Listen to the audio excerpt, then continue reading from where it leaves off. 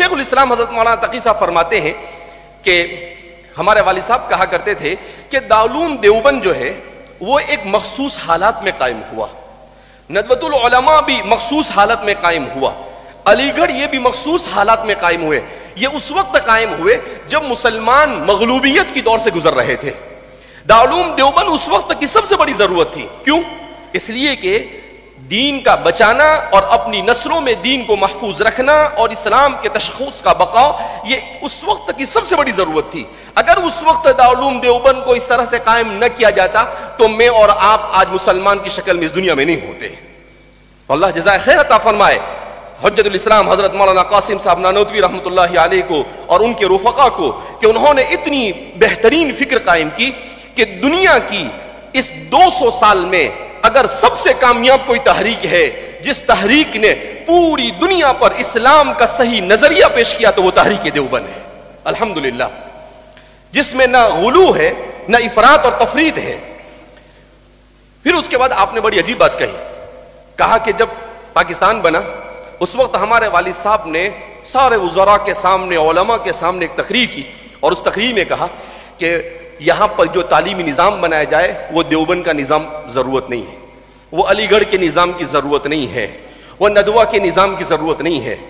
تو پھر لوگوں نے تعجب سے پوچھا کیسے نظام کی ضرورت ہے؟ کہا ایسے نظام تعلیم کی ضرورت ہے جس نظام تعلیم میں ہر چیز کو جو الہاد کا رنگ دیا ہے اسے ربانیت کا رنگ دے دیا جائے۔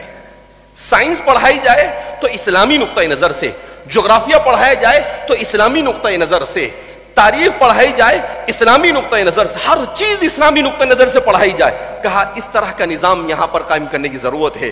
پھر آپ فرماتے ہیں مگر افسوس کہ ہمارے والد صاحب کی کسی نے نہیں سنی۔ اس کے بعد آپ نے کہا ٹھیک ہے حکومتوں نے یہ کام نہیں کیا مگر یہ ذمہ داری اب علماء کے ذمہ ہے کہ علماء اپنے دینی اداروں کے ساتھ عصری تعلیم دینی ماحول میں دینے کے لیے اپنے ہی نگرانی کے اندر میں عصری اداروں کو قائم کریں۔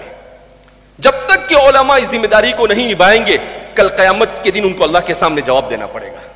اس لیے کہ یہ ہمارے نوجوان لڑکے اور لڑکیاں جو ارتداد کا شکار ہو رہی ہے یہ کیوں ہو رہی ہے کہ ہمارے ادارے نہیں ہے تو وہ ان کے ہاں پر پڑھنے جا رہی ہے، اس کو ماحول اچھا نہیں مل رہا ہے۔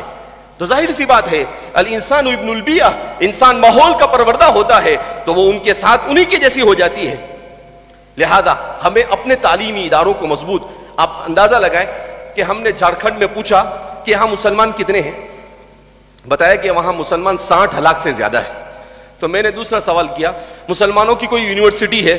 کہا مولانا یونیورسٹی کی تو بہت دور کی بات، 60 لاکھ مسلمان ہے کوئی ایک سینئر کالج بھی نہیں ہے، 60 لاکھ مسلمان ہیں اور ایک سینئر کالج، کہا ایک ڈھنگ کا اسکول بھی نہیں یہاں پر۔ افسوس ہوا ہم نے رات میں سارے وہاں کے تاجروں کو اور تعلیم یافتہ لوگوں کو جمع کیا، ان کے سامنے بات رکھی کہ ایسا نہیں چلے گا، اگر اسی غفلت کے ساتھ آپ سوتے رہے تو آج اگلے 25-50 سال کے بعد ہمارے بچے اور آپ کے بچے اسلام پر باقی نہیں رہیں گے۔ لہذا اس بنا پر اس پر توجہ دینے کی ضرورت ہے۔ انہوں نے فوراً کہا کہ نہیں مولانا صحیح بات ہے، صحیح ڈائریکشن کی ضرورت ہے، امانت داری اور دیانتداری کی ضرورت ہے، آپ ہم کو 2 مہینے کا وقت دو، ہم سب لوگ جمع کریں گے اور پھر آپ یہاں پر سر کے ساتھ میں آئیے۔